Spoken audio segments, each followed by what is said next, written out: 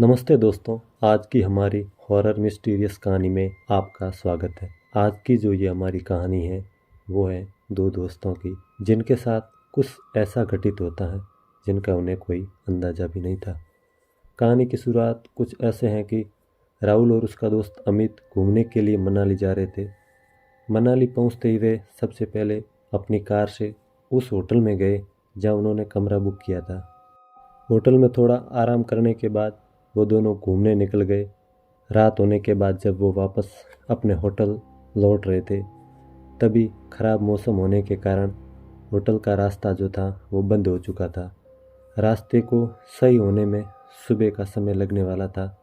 राहुल और अमित ने सोचा कि अपने होटल तो आज रात जा नहीं सकते, इसलिए यहीं आसपास किसी होटल में एक रात के लिए कमरा बुक कर लिया जाए और सुबह होते ही अपने होटल चले जाएंगे।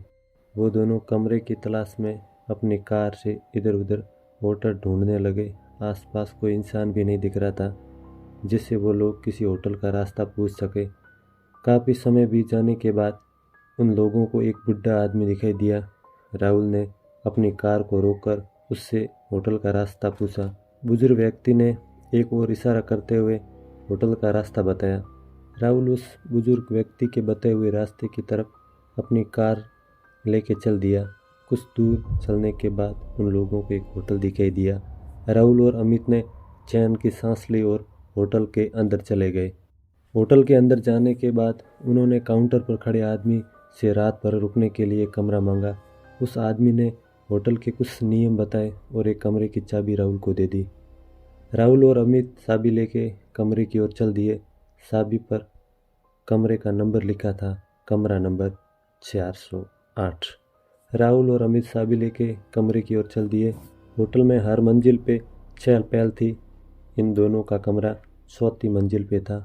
वो मंजिल बिल्कुल सुनसान थी। खैर, वे लोग इन बात पर ज़्यादा ध्यान नहीं दिए और उन्हें तो यहाँ बस एक रात ही गुजारनी थी, इसलिए वे लोग अपने कमरे की ओर चल दिए।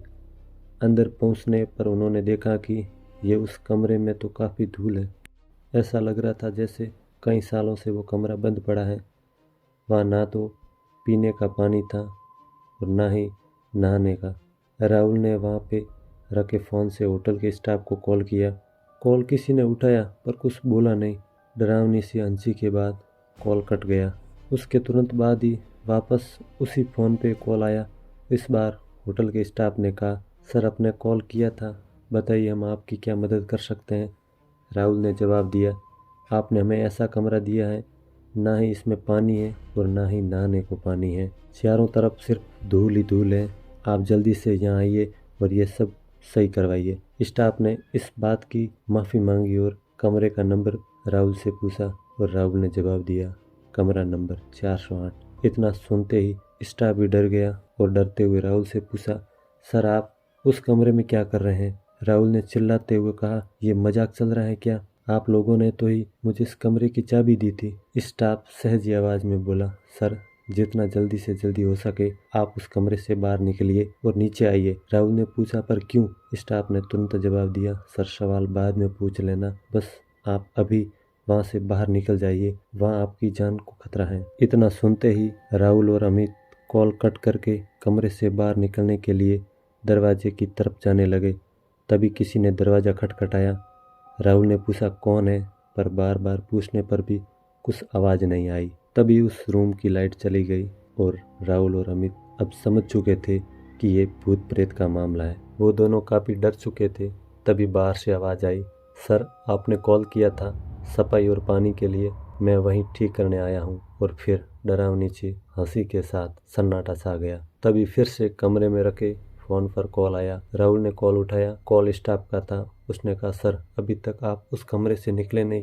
राहुल ने जवाब दिया, नहीं, कमरे के बाहर एक होटल का स्टाफ आया है जो कह रहा है कि वो सफाई और पानी ठीक करने आया है। इतना सुनते ही होटल के स्टाफ ने राहुल से बोला, सर कुछ भी हो जाए आप दरवाज़ा मत खोलना, अगर आपने दरवाज़ा खोला तो आपकी मौत भी हो सकती है। ये सुनते ही राहुल और अमित दोनों बहुत डर गए। फिर स्टाफ ने कहा, सर आप अंदर ही रहिए, हम लोग आपको बसाने ऊपर आते हैं। कुछ देर बाद कमरे के बाहर से आवाज़ आई, सर हम लोग आ गए हैं, आप दरवाजा खोलिए। साथ में ही कुछ और लोगों की भी आवाज आ रही थी, इसलिए राहुल और अमित ने दरवाजा खोल दिया। उन्होंने देखा सामने सच में होटल का स्टाफ ही था। दोनों ने चैन की सांस ली। फिर सभी लोग वहां से जल्दी से नीचे आ गए। राहुल ने काउंटर पर देखा पर वहां पर कोई दूसरा स्टाफ था। जिसने राहुल को चाबी दी थी वो कहीं नहीं दिखा। ये सारी बातें राहुल ने वहाँ के लोगों को बताई। उन लोगों ने राहुल से कहा, सर आपको जिसने चाबी दी थी वो भी पहले इसी होटल में काम करता था, पर अचानक से एक दिन कमरा नंबर 408 में रहस्य तरीके से मौत हो गई थी।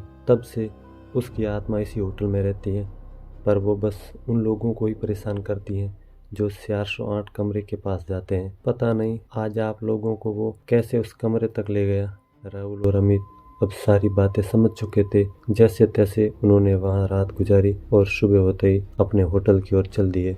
अगर आपको ये वीडियो पसंद आया हो तो लाइक, शेयर और सब्सक्राइब करना मत भूलना। मिलते हैं एक और हॉरर स्टोरी के साथ। Thank you.